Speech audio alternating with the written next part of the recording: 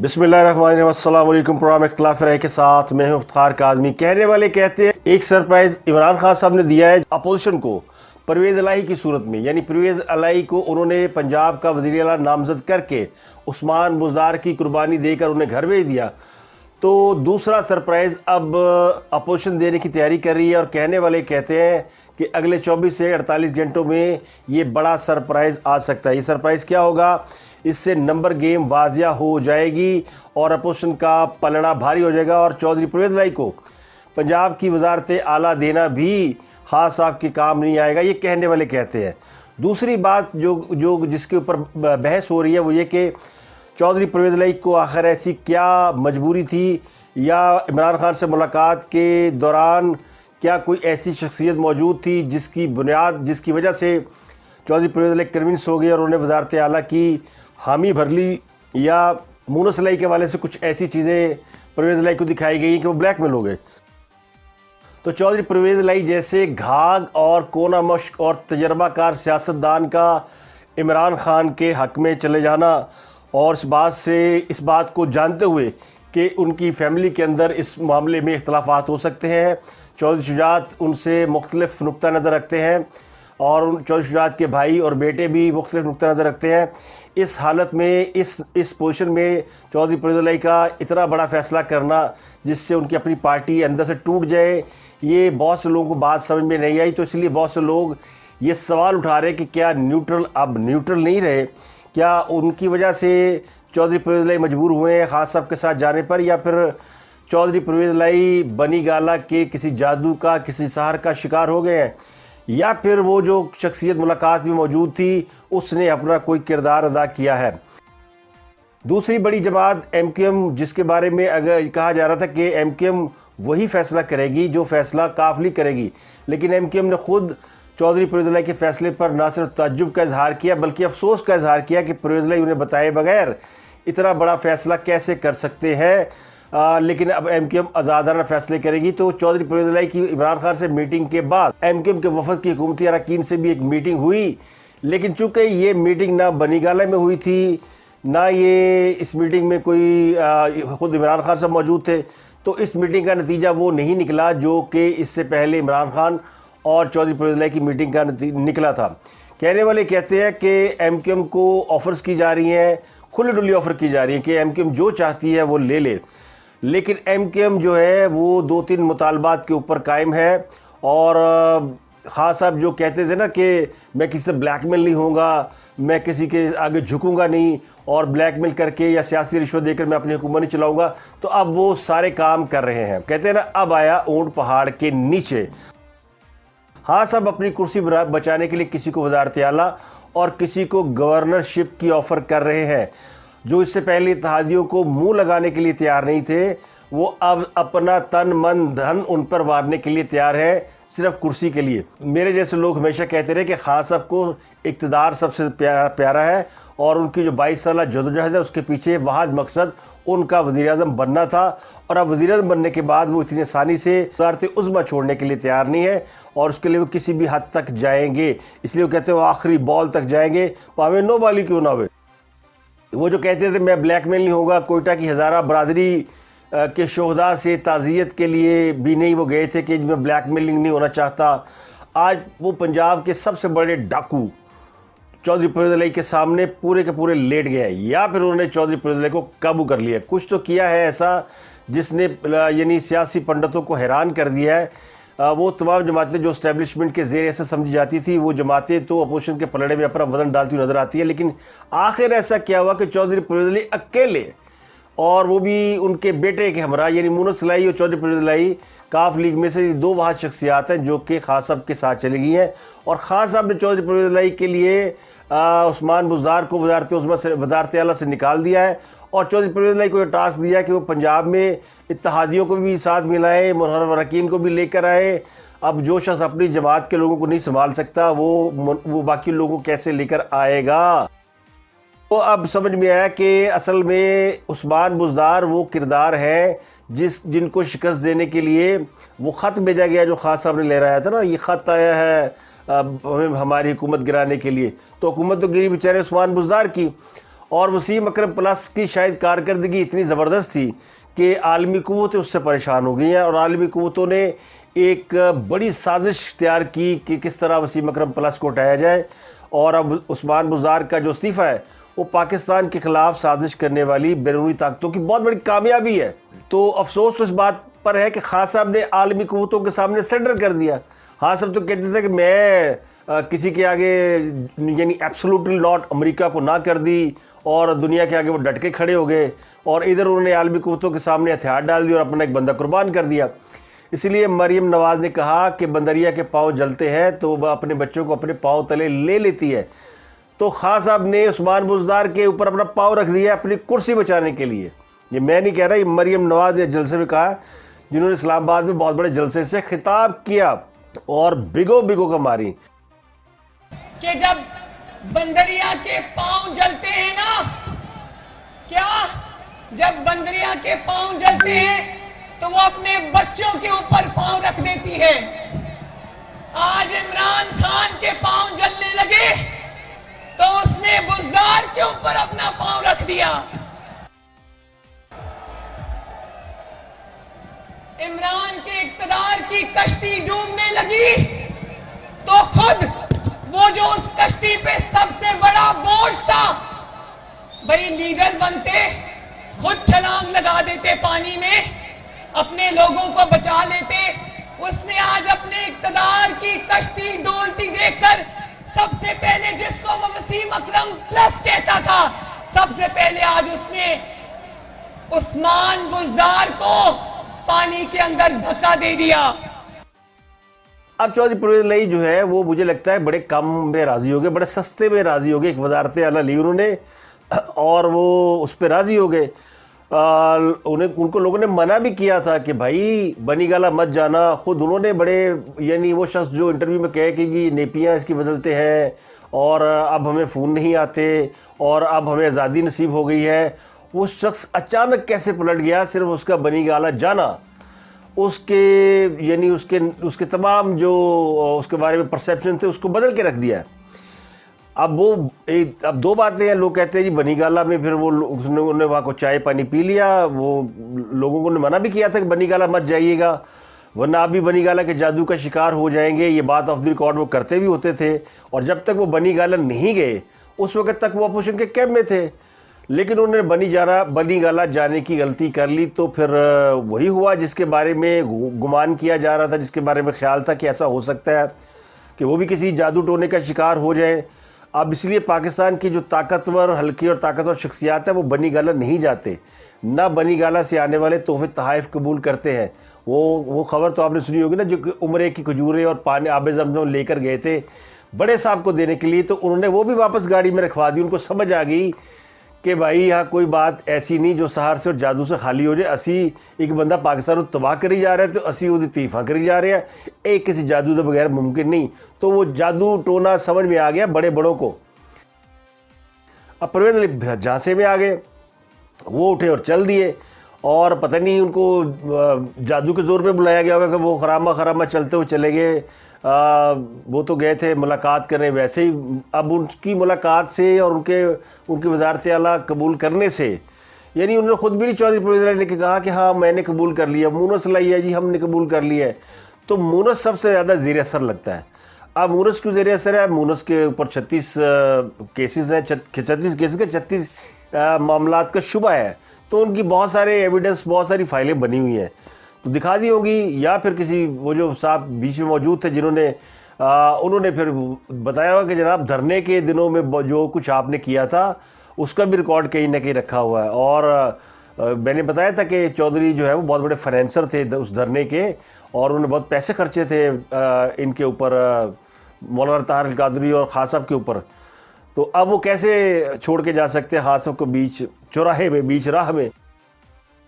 تو اب جو یعنی اندازہ لگائے جو اسٹیبلشمنٹ کی حالیہ پیشکش تازہ جو نئی جماعت اسٹیبلشمنٹ نے بنائی آخری، وہ تھی باپ بلوچستان عوامی پارٹی، جس کی مدد سے بلوچستان میں مسلم لیگ نون کی حکومت گرائی گئی، اور آج اس پارٹی نے پی ڈی ایم کے ساتھ ہاتھ ملا لیا، وہ یعنی خان صاحب کے خلاف چلی گئی۔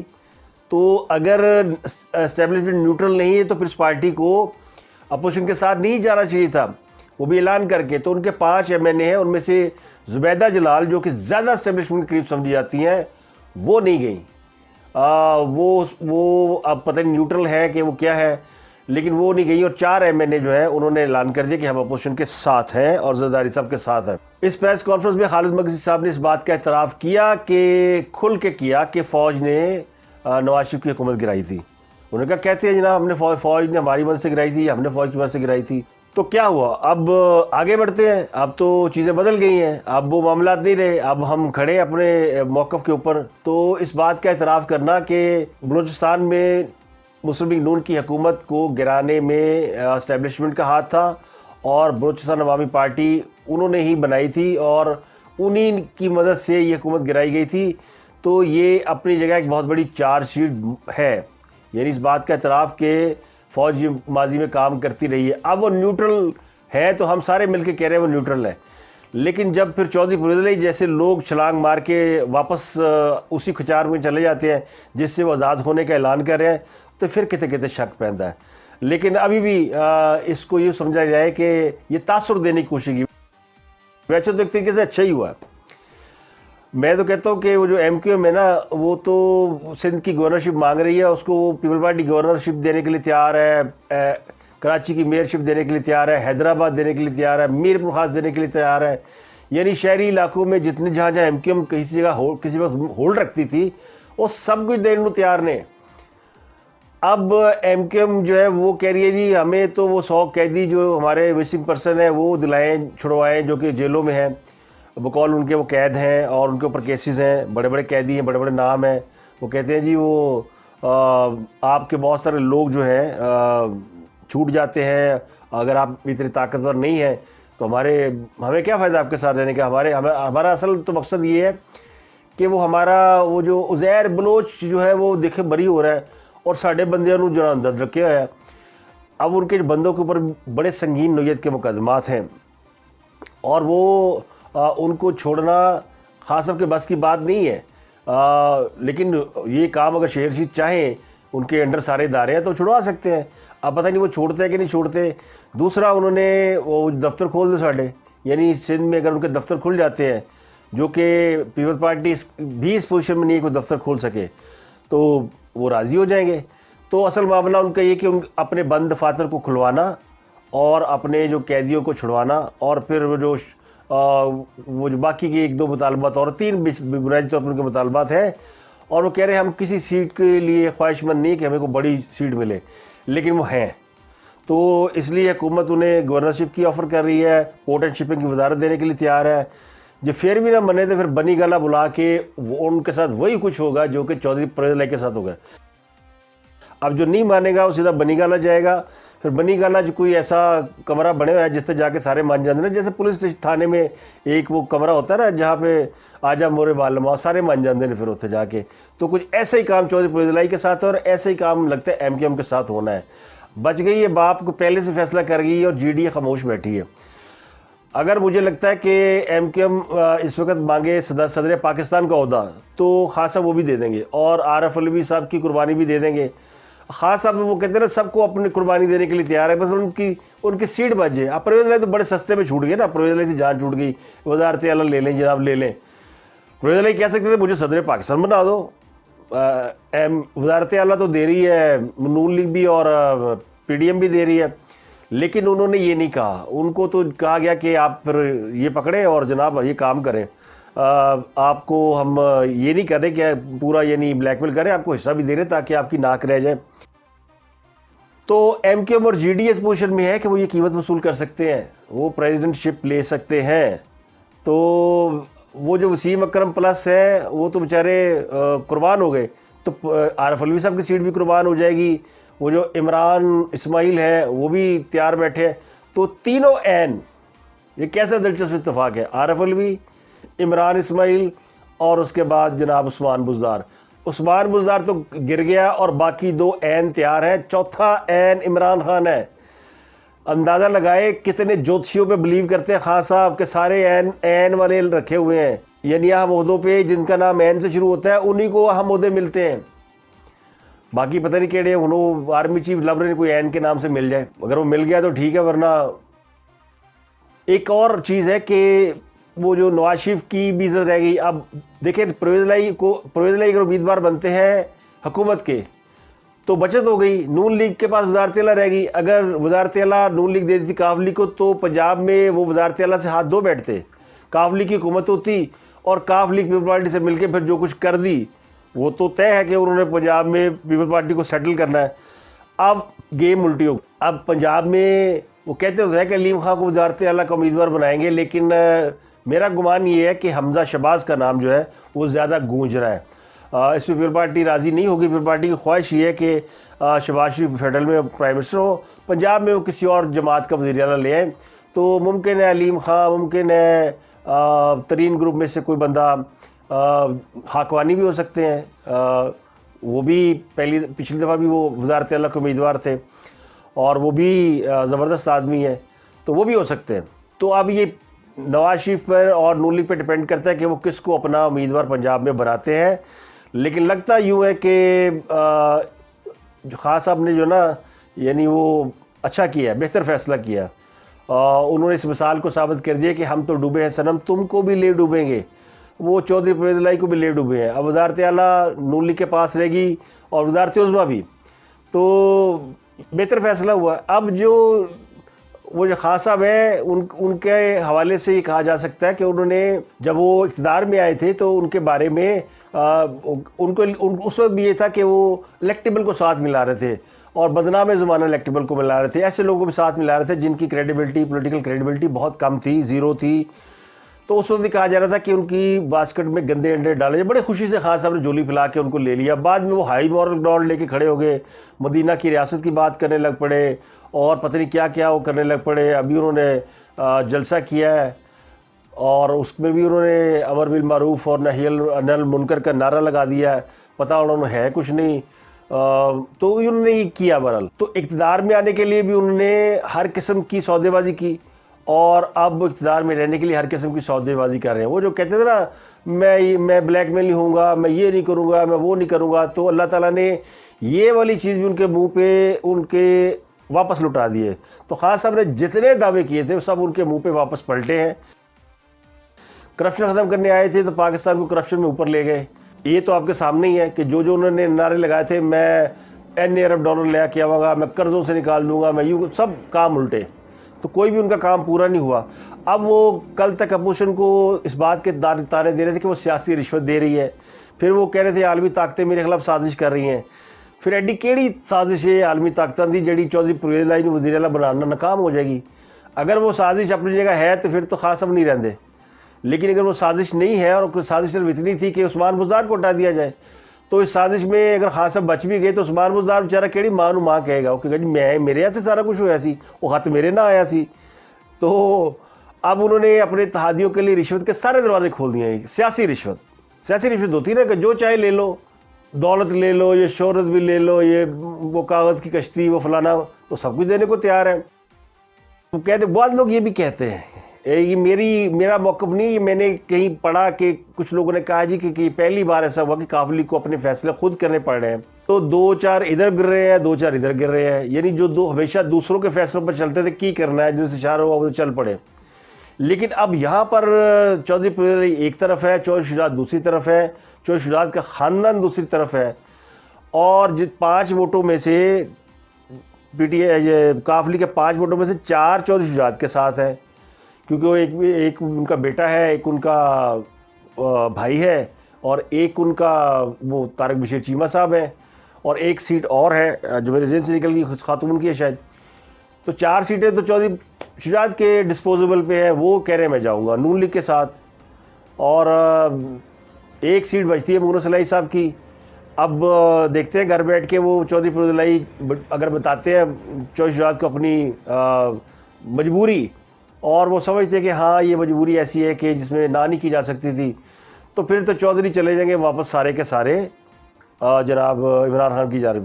اور اگر چودھری پرویز الہی یہ نہ کر سکے اور اکیلے رہ گئے تو پھر وزارت اعلیٰ چودھری پرویز الہی نے کیوں دینی؟ انہوں نے چودھری پرویز الہی کو کے پاس کیا رہ جائے گا؟ کچھ بھی نہیں. पंजाब की सिर्फ 5-7 सीटें वो रह जाएंगी सूबाई असम्बली की, तो उनको क्या करना है? वहाँ तो इतना बड़ा ग्रुप लेके जहांगीर तरीन बैठे हैं तो उनको दे दें, अलीम खान बैठे हैं उनको दे दें। तो वो कोई बड़ा दाव क्यों नहीं खेलेंगे? क्योंकि अगर हाँ सबको तो चाहिए कि ये 5 के 5 वोट उनको कौमी असम्बली में मिल जाए, तो उनको अपनी सीट बचानी है। अगर उनको 5 वोट नहीं मिलते तो फिर किस काम के? अब अपोजिशन के पास 161 वोट आज कौमी असम्बली में मौजूद थे, उनका नंबर शाहजहान बुगटी और एक और को मिला के टोटल 164 बना हुआ है। और एक मेंबर असम्बली मैंने को बताया कि वो है जो उनको मफरूर डिक्लेयर किया गया हुआ है।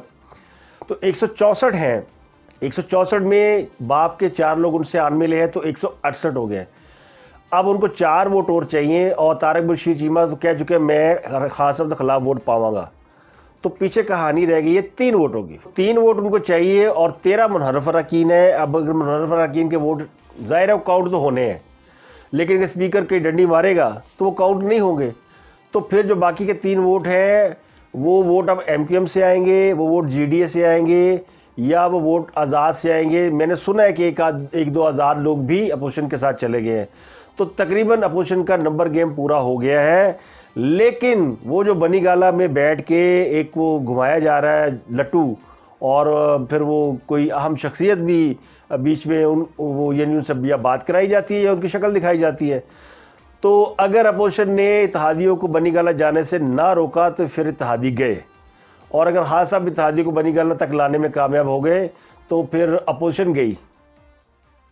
तो ये समझ ले कि ये मैच जो है अब बनी गाला के आसपास घूम रहा है, और इसमें अब रूहानी ताकतें शामिल हो चुकी हैं, रूहानी और गैबी ताकतें। रूहानी ताकतों को तो हमें पता है, गैबी ताकतों का भी आपको पता है। वो जो नामालूम अफराद थे अब नामालूम नहीं रहे। तो ये कहानी जो है उस तरफ जा रही है, और इस बात के बावजूद कि इस्टेब्लिशमेंट के पर जो करीब जमातें थी उनमें से अभी अपोजिशन के साथ उनकी चल रही है बातचीत, और MQM जो कि आज की तारीख था जब मैं वीलॉग कर रहा हूँ, वो चौधरी के फैसले पे अफसोस का इजहार कर रही है कि परवेज़ इलाही क्यों गए, जिससे लगता है कि वो जा रहे हैं उधर। अब उनसे कहा गया जी हमें 1-2 दिन दे दें, हम आपके मसाइल हल कर देते हैं। अगर उनके मसाइल हल हो गए तो फिर उनके पास क्या चारा कार रह जाएगा, फिर उन्होंने कोई कहानी को फिल्म दिखाती जाएगी और फिर हो जाएगा काम। तो कहानी दिलचस्प मरहले में दाखिल हो चुकी है, और हर आने वाला लम्हा उसके अंदर एक ड्रामाई तौर पर चेंज यानी ज़ाहिर हो रहा है। और ख़ास अब जिनके बारे में कल तक ये गुमान कर लिया गया था कि वो जलसा करने के बावजूद नहीं बचेंगे, अब वो अपने यानी जिस हाई मॉरल ग्राउंड पे खड़े थे वो उन्होंने छोड़ दिए। अब वो सतह पर आ गए जिस सतह पर वो दूसरों को आने के ताने दिया करते थे। तो मैच हो गया बराबर दा मैच है कि वो यानी आके थले खेडन ला पे है, यानी उन्होंने क्या कि कौन सी इज्जत और कौन सी हाई मॉरल ग्राउंड, और क्या कुर्सी बचाओ बाबा, कुर्सी फिर नहीं मिलनी, पता नहीं कब मिलेगी कब नहीं मिलेगी, 1.5 साल और गुजारे। तो खास साहब लोग कहते हैं ना पहले डराओ डर गया ठीक नहीं, तो आप डर जाओ। तो अब वो आप डर जाओ वाली कैफियत में आ गए, अगर वो बच भी गए तो अब वो पूरे कभी वो कहते हैं ना ब्लैकमेल नहीं होगा, अब उन्हें ब्लैकमेल होना पड़ेगा, क्योंकि अब उनको जो भी इत्तेहादी आएगा वो अपनी टर्म्स एंड कंडीशन पर आएगा। और इसके बावजूद 13 अरकान असम्बली अगर डिसक्वालीफाई हो जाते हैं, नाअहल हो जाते हैं, या वो रिज़ाइन कर देते हैं, तो 172 का नंबर खान साहब के पास नहीं रहता। कल को खान साहब को तहरीक एतमाद यानी एतमाद का वोट लेने के लिए कहा जाएगा, तो खान साहब के तो 172 पूरे करेंगे। ये है असल कहानी। और फिर या फिर वो अपोजिशन को नोट लगाएंगे। तो बकौल खान साहब के आलमी ताकतें इन्वॉल्व है, और वो जो चिट्ठी मेरे सही आई थी वो चिट्ठी अभी तक मुअम्मा बनी हुई है। वो कहने वाले कहते हैं यूरोपीय यूनियन ने खत लिखा था, सबको ही लिखा था, मौजूदा सूरत हाल के हवाले से वो हाथ थोड़ा जेब च पा लिया। तो मुझे नहीं पता इस बात में कितनी सच्चाई है, क्योंकि इस बात को कोई मान नहीं रहा। अब खान साहब को अगर आलमी ताकतों का ही शिकवा होता कि जी मेरे खिलाफ आलमी ताकतें मुतहरक हैं, तो फिर वो इस किस्म की हरकतें ना करते। वो हाई मॉरल ग्राउंड लेकर ना डरने का, ना झुकने का, और एब्सोल्युटली नॉट कहने का जो उन्होंने एक हिसार बनाया हुआ था या एक अपना इमेज क्रिएट किया था, उसके ऊपर अगर रहें तो उनकी सियासत अभी भी बाकी है, और वो अपने जो उनका वोट बैंक है उसको इंटैक्ट रख सकते हैं। लेकिन लगता यूँ है कि उन्होंने इस खेल में कहते हैं ना روندی پھر بجے گی تو روندی مارنے پہ آ گئے. تو آج کے لیے اتنا ہی. کل پھر حاضر ہوں گے مزید خبروں تفصیلیوں کے ساتھ. پروگرام اختلاف رائے سے افتخار کاظمی کو اجازت دیں. اپنا گرد و نواح کے لوگوں کا بہت خیال رکھیں.